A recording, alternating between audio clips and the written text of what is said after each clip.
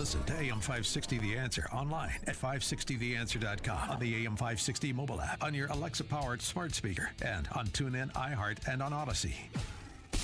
Now, from the Signature Bank Studios, this is Chicago's Morning Answer with Dan Proft and Amy Jacobson. If you're looking for the latest news, insight into what it means, and the sharpest opinion, there's only one station in Chicago where you can turn, and it's this one. We're AM 560, The Answer. Top of the morning, Dan and Amy. A lot going on the legal beat as it pertains to Trump. Some as it pertains to Biden Incorporated, too. Let's start with Trump. Jonathan Turley called it the Why Not Report. The release of the special grand jury final report in Georgia that indicated that jurors recommended 39 people for prosecution, including current Republican Senator Lindsey Graham and former Republican Senators Kelly Loeffler and David Perdue. Yeah. Lindsey Graham, really, that just shows how stupid this whole process is and how this whole case is. Here's what Lindsey Graham had to say about making the list. As a sitting United States Senator, Chairman of the Judiciary Committee, I eventually certified the election in all states, including Georgia.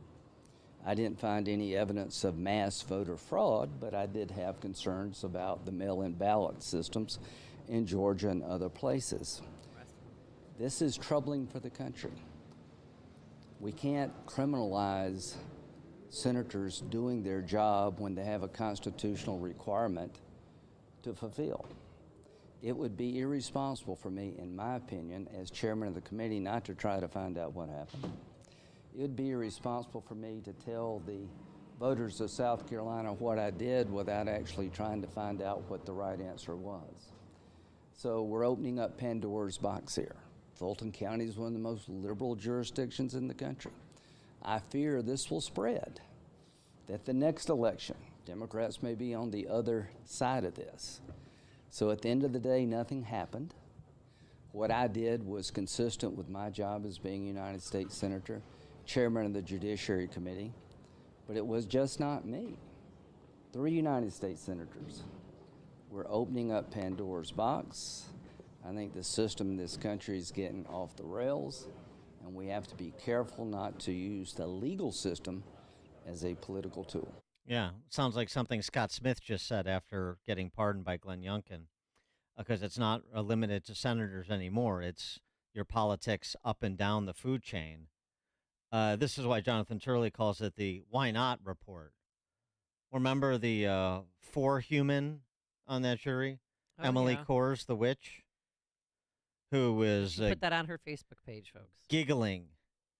There may be some names on that list you wouldn't expect. He. Oh, and that's probably one of the names, yep. Jonathan Turley, Professor Turley, writing, the why not philosophy is all part of our impulse by politics. There is little thought to the implications of actions beyond immediate vengeance and satisfaction. It's a criminal political system based on the giddy philosophy of Emily Coors. Well, as I said, with respect to Scott Smith, that is not a justice system that is emblematic of a free society. For more on all these legal matters, pleased to be joined again by Andy McCarthy, former Chief Assistant U.S. Attorney for the Southern District of Manhattan, contributing editor for National Review, author of the bestseller Ball of Collusion, The Plot to Rig an Election and Destroy a Presidency. Andy, thanks for being with us again. Appreciate it. Morning. Great to be with you. What about what Lindsey Graham had to say in reaction to being named in this report? Well, I've been saying since the indictment came out that I don't think it states a crime. And having now, had more time to look at it and also read an opinion, which I thought was kind of whacked out by the federal judge who denied Mark Meadows what I thought was entirely meritorious motion to get the case moved to federal court. I'm not only convinced that there's not a crime here. I think the question, which is the question John Turley raises, but I would raise it a different way, and that is, why stop with Graham and the other 2 senators? The way I read this, it looks to me like the crime, if there is one, is challenging an election won by a Democrat. And it seems to me that you know, the way her theory works in this case, she doesn't have a crime that she can unify a conspiracy around that everybody agreed to. So she tried to throw this RICO thing up. I did RICO cases in New York for many, many years. This is not a RICO case. And what it seems to boil down to is uh, there's no line where you can draw it and say, this is where you cut off who's charged because there's no real crime. So there's not a bright line where you can say, oh, okay, here we prove beyond a reasonable doubt that these people agreed to be in some kind of a criminal enterprise. So, you know, 39 people the grand jury recommended, that, fine, but it could have been 39 million the way I read the indictment, because I just don't see, anybody who was on board with the idea that Trump had the constitutional right to challenge the outcome of the election is on the wrong side of this. And the way Fannie Willis's theory of RICO works, uh, virtually anybody could be charged. Well, they just didn't have time. They want to get through these cases before November. So, I mean, I'm sure they would be open to charging everybody who voted for Trump or who had a question about the Election. administration of the elections in 2020. But we just don't have the time, Andy. So we're going to just stick with the 19 to sort of put a marker down. Maybe we can come back for more later. Well, it's a good question, Dan, because I don't, how she divides the 19 they charged versus the however many others 20 they didn't. was that Yeah. the investigative grand jury didn't. And the interesting thing is, and I think you can't expect people to know how like the inside baseball of how this all works, because it's kind of wonky lawyer stuff. But there's no judge in the grand jury, right? We all know there's no defense lawyers in the grand jury. The grand jury's legal advisor is the prosecutor. Right. And when you read the indictment that she returned, and you see that there's no principle or finite dividing line that says here's what the crime is, and here's how we separate out people who are complicit in it and people who aren't. That doesn't exist. You really do end up saying, why just 39? What was why limit it to that? Because it really does seem that she's taking the position that anybody who did anything lawful to challenge this election, whether it's petitioning government by appealing to legislatures, petitioning government by appealing to election officials, filing lawsuits. This was an election won by a Democrat. If you challenge it, then you're on the wrong side of her RICO. I mean, that's pretty much what it comes down to. What is your opinion about the effort by former President Trump, to get Tanya Chutkin, the judge in his trial on charges related to Jan 6th, to have her recuse herself because of previous statements she made that seemed to indicate that she believes Trump was responsible for the January 6th rioting? Well, I think that Judge Chutkin, on her own, should have gotten out of this case. She's not going to do that. I'd be very surprised if the court removes her. It seems to me that it's patently obvious that Trump's due process rights are being violated. There's no way. I mean, what happened here is they have dumped a case that has, in the initial tranche, this isn't the totality of it, but in the first wave, there's $12.5 million documents of discovery that the defense has to go through. This idea that, well, don't worry about it, Jack Smith, the prosecutor, gave them a binder with all the important stuff in it, is ridiculous. It's the defense gets to decide what's important to the defense. But it's not just a question of dumping that kind of a ridiculous amount of discovery on him and giving him a ridiculous March 4th trial date under circumstances where, the government had 31 months to investigate this. and they're trying to push this guy to trial in basically 6 months. But the very same prosecutor who brought the case, before bringing it, first indicted him in another jurisdiction 1,000 miles away and pushed the judge into an early trial date. And once he got that locked in, so that he's now like full time having to get prepared for this other case, which presents very complicated classified information issues. And anybody who's ever litigated those knows how difficult they are to get through, because all of the admissibility questions in a classified documents case have to be litigated pre-trial.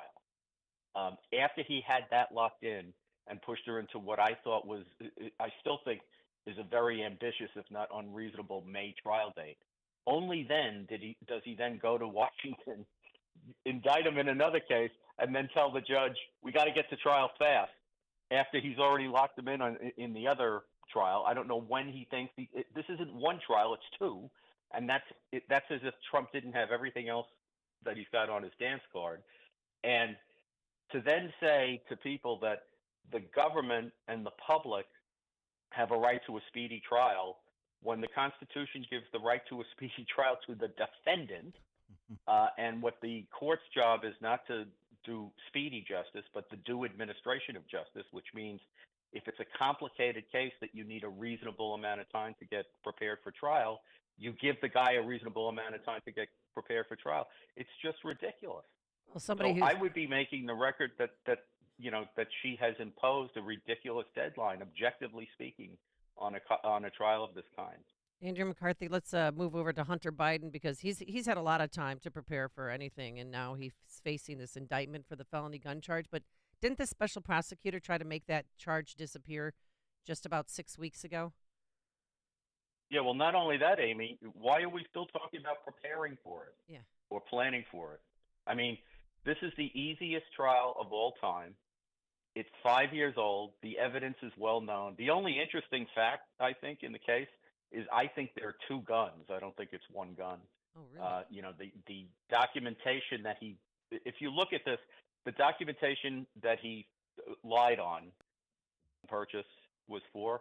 If you look at the picture in the New York Post and in other places where this has been reported, where he's waving the gun around a couple of days after or a few days after the false statement, that's not a revolver. It looks like a Glock.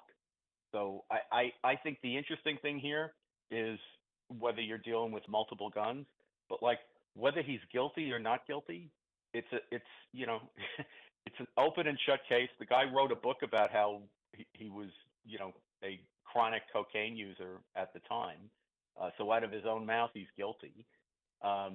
It would take about 10, maybe 15 minutes to present this to the grand jury. It's about a one-paragraph indictment. So why are we still talking about, I think within 3 weeks we might be able to get after 5 years? Are you kidding? I mean, why make a report to the court about what you're going to do? Why not just make a left turn down the hall, go down to the grand jury, spend 15 minutes and indict the case? Well, why do you think that is? Might it have something to do with wanting to present this as some sort of momentous event, and this is build up, and now justice has been done and no one is above the law? Look at what we did to baby boy Hunter. No, I don't think so. I think this guy Weiss says whatever he thinks he needs to say to get out of the room that day. He did that with the agents. He told them, he really wished he could have brought the tax evasion charges, but the bad Biden-appointed U.S. attorney in Los Angeles and Washington wouldn't let him do it. And in the meantime, anybody who knows how the Justice Department works knows that one U.S. attorney can't block another U.S. attorney from bringing charges. When you have that kind of turf battle, you go to the Attorney General in Washington, and the Attorney General decides. But how does publicly previewing that get him out of the room? Doesn't get him out of the room. It generates news coverage over the next 3 weeks. Dan, it got him out. They didn't want anyone to know this. It got him out of the room when he was meeting with the IRS agents and the other investigators who wanted to know, how come we're not indicting the case? Well, right. So we told him a cock and bull story about how he was being blocked by other U.S. attorneys. He wasn't being blocked by other U.S. attorneys. His job is to disappear the case. The Justice Department doesn't want to bring the case. He doesn't want to tell the agents that. So he said what he thought he needed to say to get out of the room. Last week, he didn't want to tell us that he might indict this case. His feet were put to the fire because the judge told him, you have to report to me by September 6th about what you're going to do. So he said what he thought he needed to say to get the judge off his back so he could get out of the room. But who knows if he's actually going to indict us? Just because he said so? Yeah, but I'll believe it when I see it. Well, okay, fair point. But I mean, this makes sense to use the gun charge as a justice was done moment, no one is above the law moment. I mean, now that you're publicly committed to it, you really start to dig your hole deeper if you don't follow through. Committed. He's not publicly committed to it. There's nothing enforceable about what he said. Well, and the Biden Justice Department doesn't want to bring. If they bring this case, Biden's defense is to say that the federal gun laws are unconstitutional. Do you think that the Biden Justice Department wants the president's son making that claim, given what the rhetoric of this administration is? I mean, they don't want to bring this case. I disagree. I mean, I just the politics. I'm not on the law, but on the politics of this. The politics of this now is we I mean, you essentially go to Hunter and you say, look, we tried, and now there's too much heat. You're going to have to take a bigger helping than we originally wanted, a bigger helping of the castor oil than we initially wanted to feed you. You're going to get prosecuted on this gun case. You're going to get a year and a day. You're going to serve 4 months. You're just going to have to do this. You're going to have to fall on the sword because they're getting too close to the big guy. That to me seems a much more plausible political play than just trying to continue to stonewall this and say things that you don't follow up on. You got to get rid of this, and this is the way to get rid of it. You could have gotten rid of it then. 10 minutes in the grand jury. Well, I know, I agree, but I think this is build up to then trying to your point about this being an everyday occurrence that any assistant state's attorney in any jurisdiction in the country would dispense of it, like you say, in 10 minutes. But this creates fanfare around it. This is a big deal. It's the president's son, and then they get to do the. What is all this talk about weaponizing our justice system against people based on their politics? Look, poor Hunter is going to prison for 5 minutes. I don't know. Yeah, I just don't see it. I mean, I don't think the story's not going to go away, and it actually makes it worse if they think they're going to make it go away on a gun charge that they tried to make disappear 7 weeks ago. I mean, what's your take? It's laughable. What's your take on the law and politics associated with the foreshadowing of a impeachment inquiry that Kevin McCarthy has all but said will come? Maybe it may require a full House vote, but it's coming. I think it's probably coming, although if I'm McCarthy, it would be bad to lose the vote, and he's only got 4 votes, and I know he's got a lot of jittery people in this conference. And I really think Comer's doing such a great job. To me, the politics of it is let Comer do what he's doing, and don't go down the impeachment road until you're sure you have the votes, because I think the worst thing for them to do would be to have a vote on an impeachment inquiry and lose. And that's what I'm concerned about, because why do that? Comer's doing a great job. And the only difference would be you'd be calling it an impeachment inquiry, but he'd be doing the same thing he's doing anyway. So why don't you let him just keep digging until you're sure you have the votes? Then do it. One other matter, quickly before I let you go, the importance of the Fifth Circuit Court of Appeals decision in Missouri v. Biden as it pertains to, our First Amendment rights. It's critical. I think the other piece of this, it's good that the court is engaged the way it is and shining a light on this. But what I think has to happen is you have to get a good Justice Department under a strong Attorney General who is willing to use the civil rights laws against government officials who violate the fundamental rights of Americans. It's fine to have the court do this. It's great to have the court do this. I'm delighted to see it. But, we can't have a situation where the Democrats are weaponizing the justice system, and at the same time, the Democrats are violating the Constitution rampantly. You got the gun thing in New Mexico. You have any number of other things that went on throughout COVID. You have this crazy law in California now where they're going to, take parental rights away if you don't affirm the Right. gender choice of, I think you have to have a Justice Department that uses the civil rights laws for what they're intended for, which is to go after government officials who are violating people's constitutional rights. Andy McCarthy, former Chief Assistant U.S. Attorney, Southern District of Manhattan, contributing editor, National Review, and author of the bestseller Ball of Collusion, The Plot to Rig an Election and Destroy a Presidency. Andy, thank you as always. Thanks, guys. Have a great week. You too, and he joined us on our turnkey.pro answer line. Coming up on Chicago's Morning Answer. We'll continue our talk about justice in America and the justice that 9/11 families haven't gotten 22 years after the fact. 707. And it could be Biden's biggest lie ever. But now let's head into the newsroom. Here is Mike Scott. 2 ex-DCFS employees involved in the A.J. Friend case on trial. Chicago aldermen are set to vote on a $25 million police misconduct settlement. White Sox rained out, and Cubs rally late to beat the Rockies. WIND Chicago News Time is 7 o'clock. He's even more dangerous.